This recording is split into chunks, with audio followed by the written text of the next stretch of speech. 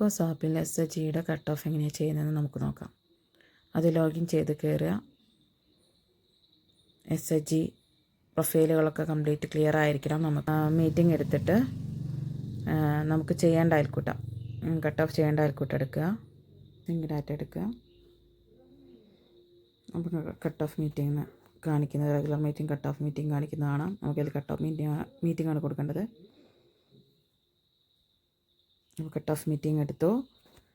അത് നമുക്ക് meeting date കൊടുക്കാം. 31 കട്ട് ഓഫ് ഇട്ടു. മീറ്റിംഗ് നമ്പർ നമുക്ക് എൻ്റർ ചെയ്യാം.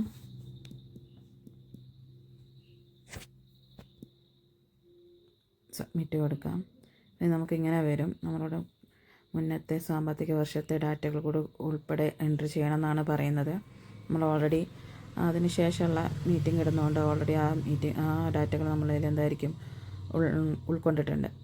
ഓക്കെ, 3 സെക്ഷനാണ് കാണിക്കുന്നത്. നമുക്ക് attendance, member transaction, group transaction. ഇതിൽ ആദ്യത്തേത് അറ്റൻഡൻസ് നമുക്ക് എന്ത് ചെയ്യാം, എൻ്റർ ചെയ്യുക. ഓൾറെഡി നമുക്കിവിടെ അൺമാച്ച്ഡ് എമൗണ്ട് വന്ന് കിടക്കുന്നത് കാണാം. അതെന്താണെന്ന് നമുക്ക് ചെക്ക് ചെയ്യാം. നിലവിലെ അവരുടെ ലിങ്കേജും കാര്യങ്ങളായിരിക്കാം. നമുക്ക് നോക്കാം അത് എന്താണെന്നുള്ളത്.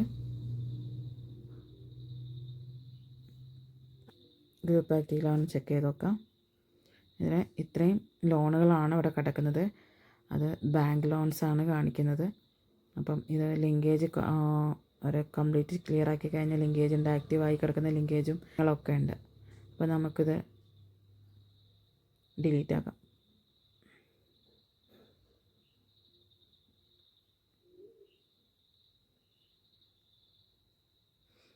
ഇനിയുള്ളത് 30,000 രൂപ കാണിക്കുന്നത് റിവോണി ഫണ്ട് കയറിയതായിരിക്കാം. നമുക്കത് ചെക്ക് ചെയ്ത് നോക്കാം. SRMൻ്റെ റിവോണി ഫണ്ട് 2 തവണയായിട്ട് 15,000 രൂപ വെച്ചിട്ട് ഈ ഗ്രൂപ്പിന് കയറിയിട്ടുണ്ട്. ആ പേയ്മെൻറ്റാണ് ഇവിടെ കാണിക്കുന്നത്.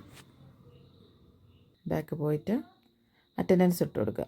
മെമ്പേഴ്സിൻ്റെ അറ്റൻഡൻസ് ഇട്ട് എല്ലാ മെമ്പേഴ്സിൻ്റെയും അറ്റൻഡൻസ് നമുക്ക് എന്ത് ചെയ്യാം, ഇട്ട് കൊടുക്കാം. അങ്ങനെ എല്ലാ മെമ്പേഴ്സിൻ്റെയും അറ്റൻഡൻസ് നമ്മൾ ഇട്ട് കഴിഞ്ഞു. എന്നിട്ടത് സേവ് കൊടുക്കുക.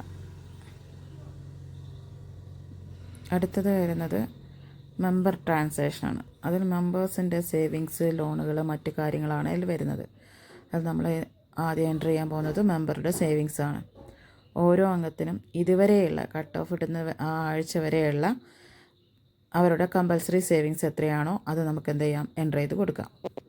എല്ലാ അംഗങ്ങളുടെയും കമ്പൽസറി സേവിങ്സ് ആഡ് ചെയ്ത് കൊടുത്തു. ടോട്ടൽ സേവിങ്സ് 4,78,900 രൂപയാണ്. അത്ര തന്നെ എമൗണ്ട് എൻ്റർ ചെയ്ത് കൊടുത്തു. അവർക്ക് നിലവിൽ വോളണ്ടറി സേവിങ്സ് ഇല്ല. അതുകൊണ്ട് നമുക്ക് എന്ത് ചെയ്യാം, ഇത് സേവ് ചെയ്യാം. ഇനി മെമ്പറുടെ ക്ലോസ്ഡ് ലോൺസ് ആണ്. ഇതുവരെ അവരെടുത്ത ആന്തരിക ലോണുകളും അതേപോലെ ലിങ്കേജ് ലോണുകളും മറ്റ് ലോണുകളും ഉണ്ടെങ്കിൽ ഏത് ലോണാണോ എടുത്തത് വെച്ചാൽ അത്രയും ലോണുകളുടെ ഒന്നിച്ചുള്ളൊരു എമൗണ്ടും ലോണിൻ്റെ എണ്ണവും കൊടുത്താൽ മതി. നമുക്കിവിടെ അതിൽ മെമ്പേഴ്സിൻ്റെ പേര് സെലക്ട് ചെയ്യുക.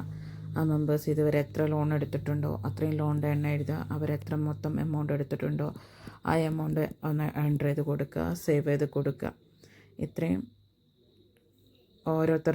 ഓരോ വ്യക്തികളും എത്ര ലോൺ എടുത്തിട്ടുണ്ടോ, ലോൺ എടുത്ത എല്ലാ വ്യക്തികളുടെയും ക്ലോസ് ചെയ്ത ലോണുകളുടെ എണ്ണവും അവരുടെ മൊത്തം എമൗണ്ടും ആണ് ഇവിടെ എൻ്റർ ചെയ്ത് കൊടുക്കേണ്ടത്. അങ്ങനെ എല്ലാ അംഗങ്ങൾക്കും നമുക്ക് ചെയ്യാം, എൻ്റർ ചെയ്ത് കൊടുക്കാം.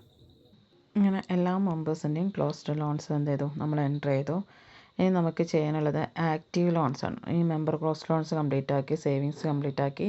ഇനി member active loans. Member active ലോൺസിൽ ഒരു മെമ്പറിന് ഏതൊക്കെ ലോണുണ്ടോ ആക്റ്റീവായിട്ടുള്ള ആ ലോണുകളൊക്കെ നമുക്ക് എന്ത് ചെയ്യണം, ഇതിൽ എൻ്റർ ചെയ്ത് കൊടുക്കണം. ഉദാഹരണത്തിന് ഒരു മെമ്പർക്ക് നമുക്ക് എൻ്റർ ചെയ്ത് കൊടുക്കാൻ നോക്കാം. മെമ്പറിന് ലോൺ എമൗണ്ട്, ആന്തരിക വായ്പയുണ്ട്, ലിങ്കേജും ഉണ്ട്. നമുക്കതെങ്ങനെ എൻ്റർ ചെയ്യുന്നു നോക്കാം. അപ്പോൾ ലോൺ എമൗണ്ട് ഇവരത് ഫസ്റ്റ് നമുക്ക് എന്ത് ചെയ്യാം, ആന്തരിക വായ്പ എൻ്റർ ചെയ്ത് കൊടുക്കാം. അവർ 30,000 രൂപ ലോൺ എടുത്തിട്ടുണ്ട്. കാറ്റഗറി അവരുടെ നോൺ ഫാമിങ്ങുമായിട്ട് ബന്ധപ്പെട്ടുള്ളതാണ്. അവർ വെഹിക്കിൾ പർച്ചേസുമായി ബന്ധപ്പെട്ട് ഫണ്ട് എടുത്തിട്ടുണ്ട്. അതിൻ്റെ ഫണ്ട് സോഴ്സ് നമ്മൾ കാണിക്കുന്നത് ജനറൽ ആൻഡ് കോമൺ ഫണ്ടാണ്. അതാണ് നമുക്കിവിടെ ആന്തരിക വായ്പയ്ക്ക് നമ്മൾ കൊടുക്കുന്നത്.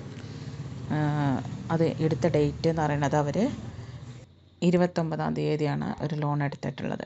29/5/2026 എടുത്തിട്ടുള്ളത്. ഇതിൻ്റെ ഇൻട്രസ്റ്റ് റേറ്റ് എന്ന് പറഞ്ഞാൽ ഗ്രൂപ്പിന് ഒരു വർഷത്തേക്ക് 12% ഇൻട്രസ്റ്റ് റേറ്റ് കണക്കാക്കുന്നത്. ഇപ്പം നിലവിൽ അവരടച്ചതെന്ന് പറഞ്ഞത് ഈ പ്രിൻസിപ്പൽ റീപെയ്ഡ് അത് ആകെ അവരടച്ചേക്കുന്നത് 700 രൂപയാണ്.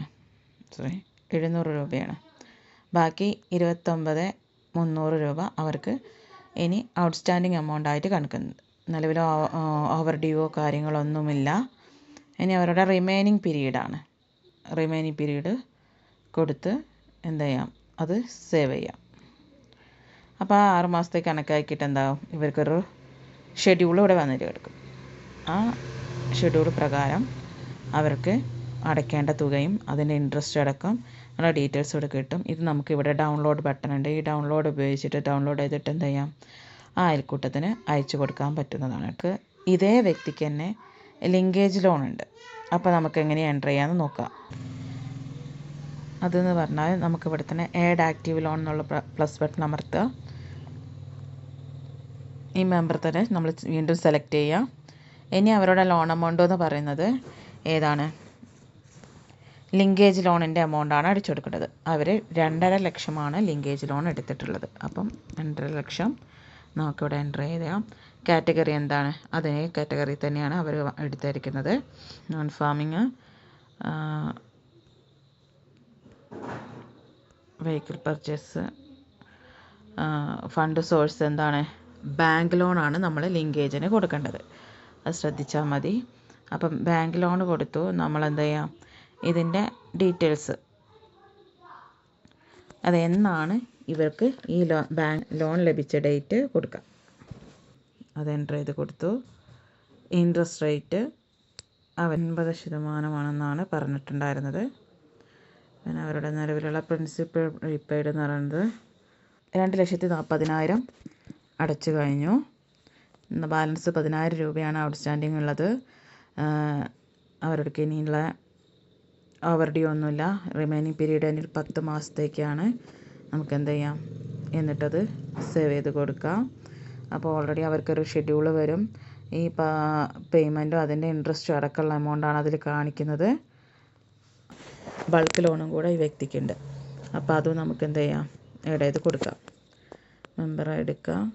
ലോൺ എമൗണ്ട് എടുത്തേക്കുന്നത് 50,000 രൂപയാണ്. കാറ്റഗറി അവർ അഗ്രികൾച്ചർ ആവശ്യത്തിനാണത് കൊടുത്തേക്കുന്നത്. Other agriculture activities. Fund source, ഇവിടെ ഫണ്ട് സോഴ്സ് സെലക്ട് ചെയ്യുമ്പോൾ ശ്രദ്ധിക്കുക, നമുക്ക് ASBCDC എന്നുള്ള ഓപ്ഷൻ എടുത്തിട്ട് നമുക്ക് എന്ത് ചെയ്യാം, ബൾക്ക് ലോണ് അതിൽ എൻ്റർ ചെയ്ത് കൊടുക്കാം. അപ്പോൾ ബൾക്ക് ലോൺ കിട്ടിയ ഡേറ്റ് എൻ്റർ ചെയ്യാം. ഇൻട്രസ്റ്റ് റേറ്റ് എന്ന് പറഞ്ഞത് 5%. നിലവിൽ അവരുടെ 50,000 എടുത്തിട്ട് നിലവിൽ അവർ 39,000 രൂപ തിരിച്ചടച്ച് കഴിഞ്ഞിട്ടുണ്ട്. ബാക്കി 11,000 രൂപ അവർക്ക് അടയ്ക്കാനുണ്ട്. ഇനി ബാലൻസ് അവർക്ക് 10 മാസമാണ് റിമൈനിങ് പീരീഡ് ഉള്ളത്. മിറ്റ് ചെയ്ത് കൊടുക്കുമ്പോൾ നേരത്തെ പോലെ തന്നെ ഈ ലോണിൻ്റെ റീഷെഡ്യൂളും അത് നമുക്ക് വേണമെങ്കിൽ അവർക്ക് സേവ് ചെയ്തിട്ട് അയച്ചു കൊടുക്കാം. ഇനി ഇതേപോലെ തന്നെ ഇതിലുള്ളൊരു വ്യക്തിക്ക് VRF ഉണ്ട്. അത് നമുക്ക് എങ്ങനെയാണ് എൻ്റർ ചെയ്യുന്നത് നോക്കാം.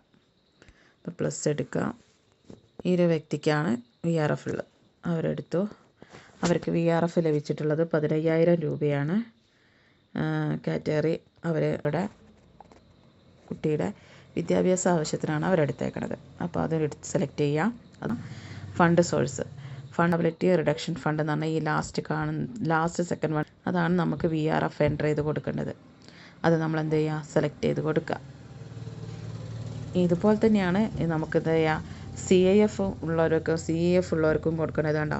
ഇതേപോലെ തന്നെ അങ്ങനെ ലോണുള്ളവർക്ക് എന്ത് ചെയ്യാം, നമുക്കത് എൻ്റർ ചെയ്തിട്ട് കൊടുക്കാം. ഇപ്പോൾ നിലവിൽ ഇവർക്ക് VRF ആണുള്ളത്. VRF നമുക്ക് എൻ്റർ ചെയ്ത് കൊടുക്കാം. ഇനി അവർക്ക് ലോൺ കിട്ടിയ ഡേറ്റ് എന്നാന്നുള്ളത് നോക്കിയിട്ട് നമുക്ക് എന്ത് ചെയ്യാം, കൊടുക്കാം. അപ്പോൾ ഇൻട്രസ്റ്റ് റേറ്റ് 2% ഒരു വർഷത്തേക്ക് ലോൺ എടുത്തിട്ടുള്ള. പ്രിൻസിപ്പൽ റീപെയ്ഡ് ഒന്നും പറഞ്ഞാൽ 6,500 അടച്ചു. ഇനി 8,500 അവരുടെ ബാലൻസ് തുക ഉള്ളത്.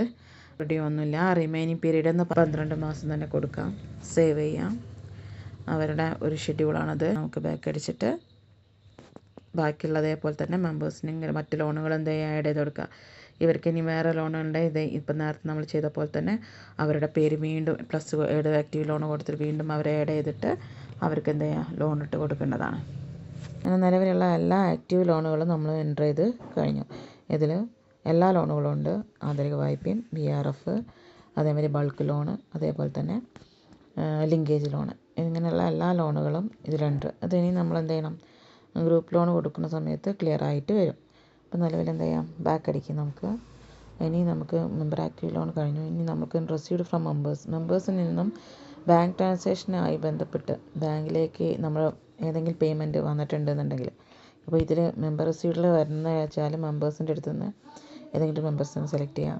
ഇതിൽ ഷെയർ ക്യാപിറ്റലായിട്ട് അവരുടെ അടുത്ത് നിന്ന് സ്വീകരിച്ചിട്ടുണ്ടോ, അല്ലെങ്കിൽ അതർ സേവിങ്സ് ആയിട്ട് എന്തെങ്കിലും സ്വീകരിച്ചിട്ടുണ്ടോ, കോൺട്രിബ്യൂഷൻ ഓഫ് ഇൻവെസ്റ്റ്മെൻറ്റ് ഓഫ് വിയോ അല്ലെങ്കിൽ മെമ്പർഷിപ്പ് ഫീസ്, പെനാൽറ്റി, ഇതൊക്കെ വാങ്ങിച്ചിട്ട് നമ്മൾ ബാങ്കിൽ നിക്ഷേപിക്കുന്നുണ്ടെങ്കിൽ മാത്രമേ നമ്മൾ എന്ത് ചെയ്യേണ്ടുള്ളൂ, ഇതിൽ എൻട്രി ചെയ്യേണ്ട ആവശ്യമുള്ളൂ. ബാക്ക് അടിക്കുക.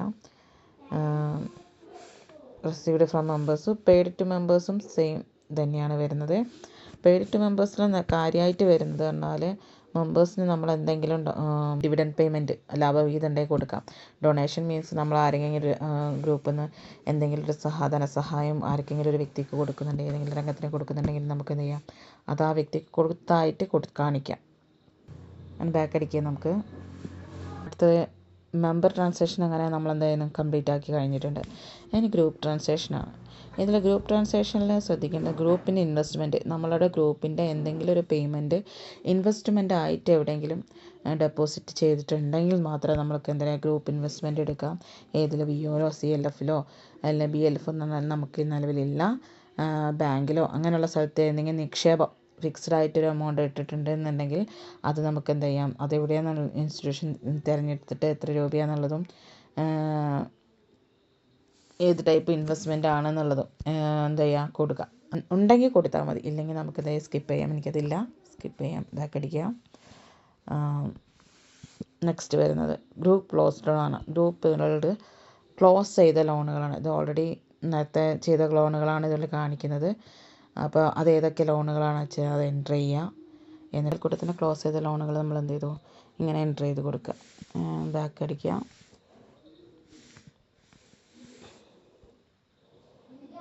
ബാക്ക് അടിച്ചിട്ട് നമുക്ക് ഇനി വേണ്ടത് ഗ്രൂപ്പ് ആക്റ്റീവ് ലോണുകളാണ്. അതെന്താണെന്നുള്ളത് കൊടുക്കാം. നിലവിൽ ഇൻസ്റ്റിറ്റ്യൂഷൻ തിരഞ്ഞെടുക്കാം, BO എന്നുള്ളത് തന്നെ തിരഞ്ഞെടുക്കാം. ഇപ്പോൾ ലോൺ അക്കൗണ്ട് നമ്പർ ഇല്ല എന്നുണ്ടെങ്കിൽ ലോൺ നമ്പർ ഇട്ട് കൊടുക്കുക. മൂന്നാമത്തെ BRF ലോൺ എമൗണ്ട് 15,000 രൂപയാണ് കിട്ടിയേക്കുന്നത്. ഫണ്ട് സോഴ്സ് ഏതാണ്, വൾനറബിലിറ്റി റിഡക്ഷൻ ഫണ്ടാണ്. കിട്ടിയ date remaining period of month 9 ആണ്. ഇൻട്രസ്റ്റ് വന്നത് 2% ആണ്. പ്രിൻസിപ്പൽ റീപെയ്ഡ് വരുന്നത് 6,500 അവരടച്ചു. ഓവർ ഡ്യൂവും കാര്യങ്ങളൊന്നുമില്ല. ബാക്കി 8,500 ഇനി അടയ്ക്കാനുണ്ട്. നമുക്ക് എന്ത് ചെയ്യാം, ഇത് സേവ് ചെയ്ത് കൊടുക്കാം. വേറെ ഷെഡ്യൂൾ വരും. ഇത് അടുത്ത ഗ്രൂപ്പ് ലോൺ വരുന്നത് നമുക്ക് CLF എന്ന് വരുന്ന ലോണാണ്. നമുക്ക് ബൾക്ക് ലോൺ വരുന്നത് ഫസ്റ്റ് ലോണാണ്. ബൾക്ക് ലോൺ എമൗണ്ട് നമുക്ക് എന്ത് ചെയ്യാം, അടച്ചെടുക്കാം. 5 ലക്ഷം രൂപയാണ് ലോൺ എമൗണ്ട്. ഫണ്ട് സോഴ്സ് വരുന്നത് നമ്മൾ KSBCDC ആണ് ഇട്ട് കൊടുത്തത്, അത് കൊടുക്കാം. ലോൺ എടുത്തത് 2024 മാർച്ച് 15-നാണ്. റിമൈനിങ് പീരീഡ് ഇനി വരുന്നത് 10 മാസമാണ്. ഇൻട്രസ്റ്റ് വരുന്നത് 5% പ്രിൻസിപ്പൽ റീപെയ്ഡ് എത്ര കൊടുത്തു എന്നാണ് ചോദിക്കുന്നത്. 3,90,000 രൂപ നമ്മൾ അടച്ചു കഴിഞ്ഞു. ഓവർ ഡ്യൂ ഇല്ല. ജസ്റ്റ് എന്ത് ചെയ്യുക, സേവ് ചെയ്യുക. ഇതും ഇതുവരെ കറക്റ്റ് ഷെഡ്യൂൾ വരും. ഇനി അടുത്ത ലോൺ വരുന്നത് നമുക്ക് എന്താണ്, ഗ്രൂപ്പ് ലോൺ വരുന്നത് ബാങ്കാണ്. ബാങ്ക് സെലക്ട് ചെയ്യാം. നമ്മൾ ലോൺ എമൗണ്ട് കൊടുക്കുന്നത് 2.5 ലക്ഷം രൂപ ലോൺ എമൗണ്ട് കൊടുക്കാം. അത് കഴിഞ്ഞ് നമുക്ക് എന്നാണ് കിട്ടിയതെന്നുള്ളത് കൊടുക്കാം. റിമൈനിങ് പീരീഡ് എത്ര മാസം ഇനിയുണ്ട് എന്നുള്ളതാണ്. അപ്പോൾ 5 മാസം ഇനിയുണ്ട്. ഇൻട്രസ്റ്റ് പറയുന്നത് 9% ഔട്ട്സ്റ്റാൻഡിങ് എത്ര ഇനി അടയ്ക്കാനുണ്ട് എന്നുള്ളതാണ്. അപ്പോൾ പ്രിൻസിപ്പൽ റീപെയ്ഡ് 11 ലക്ഷം രൂപ നമ്മൾ അടച്ചു. 1.5 ലക്ഷം ബാലൻസ് ഉണ്ട്. സേവ് ചെയ്യുക. ഇതൊരു ലോൺ ഷെഡ്യൂൾ വരും. നമ്മൾ ഈ 3 എമൗണ്ടും എന്ത് ചെയ്തണം, എൻ്റർ ചെയ്ത് കൊടുത്തു. ഇനി നമുക്ക് അടുത്തത് പറഞ്ഞാൽ ഗ്രൂപ്പ് ആക്റ്റീവ് ലോൺ കഴിഞ്ഞു. CC ലിമിറ്റ് എന്നുള്ള ഓപ്ഷൻ നമുക്ക് നിലവിലില്ല. പിന്നെ ഗ്രൂപ്പ് റെസീറ്റിൽ നമുക്ക് ഗ്രൂപ്പിന് എന്തൊക്കെ റെസീറ്റ് കിട്ടിയോ അതാണ് എൻ്റർ ചെയ്ത് കൊടുക്കുന്നത്. ഇതിൽ ഇതുവരെ ബാങ്കിന് ഇൻട്രസ്റ്റ് ഫ്രം ബാങ്ക് എന്നൊരു ഓപ്ഷനിൽ 4860 രൂപ ലഭിച്ചിട്ടുണ്ട്. അപ്പോൾ നമുക്കത് സേവ് ചെയ്യാം. ഇതിൽ ബാങ്കിൽ നിന്ന് തന്നെ നമുക്ക് ഫിക്സഡ് ഡെപ്പോസിറ്റ് ഇൻട്രസ്റ്റ് നമുക്ക് എന്ത് ചെയ്യാം, ആഡ് ചെയ്ത് കൊടുക്കാം കേട്ടോ, ഗ്രൂപ്പിന് ഡെപ്പോസിറ്റ് ഉണ്ടെങ്കിൽ മാത്രം. പിന്നെ ഇനി അടുത്തത് അതേപോലെ തന്നെ പ്ലസ് ഇട്ടിട്ട് നമുക്ക് എന്ത് ചെയ്യാം, അയൽക്കൂട്ടത്തിൻ്റെ ആദരവ് വായ്പയുടെ ഇൻട്രസ്റ്റുകളുണ്ടല്ലോ അത് നമുക്ക് കൊടുക്കാം. അതെടുക്കാം. ഇൻട്രസ്റ്റ് റിസീവ്ഡ് ഫ്രം മെമ്പേഴ്സ് എന്നുള്ള ഓപ്ഷൻ എടുക്കുക. ഇതിൽ സബ്സിഡി പേയ്മെൻറ്റ്സോ കാര്യങ്ങളോ കിട്ടിയിട്ടുണ്ടെങ്കിൽ നമുക്ക് എന്ത് ചെയ്യാം, അതർ ഇൻകത്തിലും കൊടുക്കാം. ഇപ്പം നിലവിൽ നമുക്ക് എന്താണ്, ഇൻട്രസ്റ്റ് റിസീവ്ഡ് ഫ്രം മെമ്പേഴ്സ് എന്നുള്ള ഓപ്ഷനിൽ എന്ത് ചെയ്യാം, ഇത് കൊടുക്കാം. അവരുടെ ഇൻട്രസ്റ്റ് ആയിട്ട് നമുക്ക് എന്ത് ചെയ്യാം, സേവ് ചെയ്യാം. ഓക്കെ, ഇനി ബാക്ക് അടിക്കാം. നമുക്കിനി എന്ത് ചെയ്യാം, ഫണ്ട്, ഗ്രാൻഡ്, അഡ്വാൻസ്. ഇതിൽ നമുക്ക് മാച്ചിങ് ഗ്രാൻഡ്, റിവോൾവിംഗ് ഫണ്ട് അങ്ങനെയുള്ള പേയ്മെൻറ്റ് കിട്ടിയിട്ടുണ്ടെങ്കിൽ നമുക്ക് എന്ത് ചെയ്യാം, ഇതിൽ കാണിക്കാം. ഇതിൽ നിലവിൽ SRLM എന്നുള്ള പേയ്മെൻറ്റ് നമുക്ക് 2 ഗഡുക്കളായിട്ട് കയറിയിട്ടുണ്ട്. അത് ഇതിൽ ഓൾറെഡി ഉണ്ട്. കൂടാതെ CLF എന്ന ഒരു റിവോൾവിംഗ് ഫണ്ട് ഇവർക്ക് കിട്ടിയിട്ടുണ്ട്. ആ പേയ്മെൻറ്റ് എന്ത് ചെയ്യാം, 10,000 രൂപ നമുക്കിതിൽ എന്ത് ചെയ്യാം, എൻ്റർ ചെയ്ത് കൊടുക്കാം.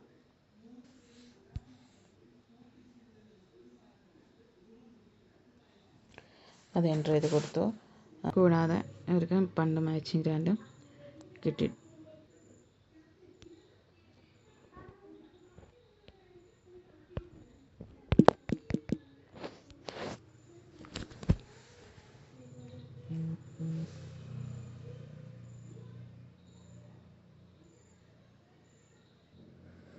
ഇത്രയും കാര്യങ്ങളാണ് ഇവർക്കിതിൽ ലഭിച്ചിട്ടുള്ളത്. ബാക്ക് അടിക്കാൻ നമുക്ക് ഇതിൽ നമുക്ക് ഇനി ഗ്രൂപ്പ് പേയ്മെൻറ്റ്സ് ആണ്. ഗ്രൂപ്പ് പേയ്മെൻറ്റ്സിൽ അവർ ബാങ്കിൽ നിന്ന് പിൻവലിച്ചിട്ടുള്ള എന്തൊക്കെ പേയ്മെൻറ്റ്സ് ആണോ നോക്കുന്നത്.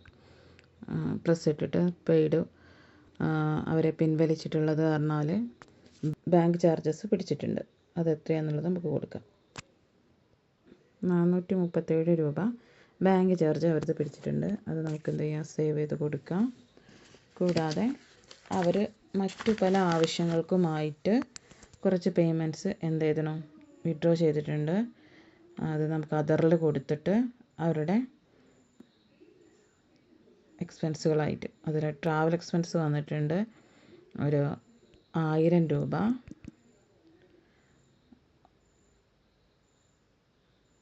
അത് അനദർ എക്സ്പെൻസിൽ തന്നെ അവരുടെ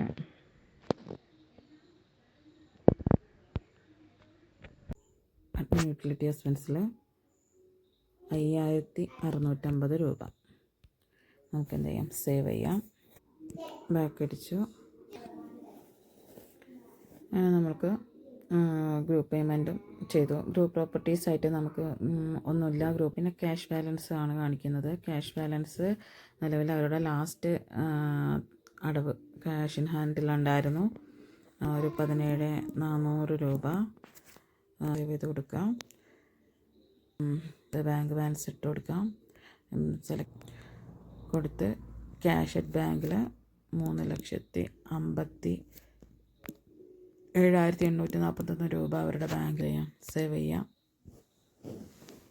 പേയ്മെൻറ്റ് ക്ലോസ് ആയിട്ടുണ്ട്. ബാക്ക് അടിക്കാം. നമുക്കിനി എന്താ ചെയ്യാം, ഈ ട്രാൻസാക്ഷൻ സമ്മറി എന്നാണ് നോക്കാം. ഇതാണ് നമ്മളുടെ നിലവിലുള്ള ട്രാൻസാക്ഷൻ. ബാക്ക് അടിക്കാം. നമുക്ക് ഡൗൺലോഡ് ഡാറ്റ ഫ്രം ബാങ്ക് എന്നൊരു ഓപ്ഷൻ കൂടെ ഉണ്ട്. അതിൽ നമ്മുടെ ആക്റ്റീവ് ബാങ്ക് ലോണും ക്ലോസ്ഡ് ബാങ്ക് ലോണും ഡീറ്റെയിൽസും ഒക്കെയാണ് ഇതിൽ കാണിക്കുക. അത് നമുക്ക് ബാക്ക് അടിക്കാം. എന്താ മീറ്റിംഗ് എന്ത് ചെയ്യാം, ക്ലോസ് ചെയ്യാം. യെസ് കൊടുക്കാം. ഓക്കെ കൊടുക്കാം. നമുക്കിവിടെ ഡൗൺലോഡ് സമ്മറി വരും. ഇത് നമുക്ക് വേണം എന്ത് ചെയ്യാം, ഡൗൺലോഡ് ചെയ്ത് കഴിഞ്ഞാൽ ഇത്രയും ഡാറ്റകൾ നമ്മളുടെ എല്ലാ PDF രൂപത്തിൽ കിട്ടും. നമ്മളെ മീറ്റിങ്ങിൻ്റെ നിലവിലെ സ്റ്റാറ്റസ് എന്താണെന്ന് നമുക്ക് നോക്കാം. ഓപ്പൺ ചെയ്യാം. ഡണ്ണാണ്. നമുക്കിനി എന്ത് ചെയ്യാം, റെഗുലർ ചെയ്ത് തുടങ്ങാം.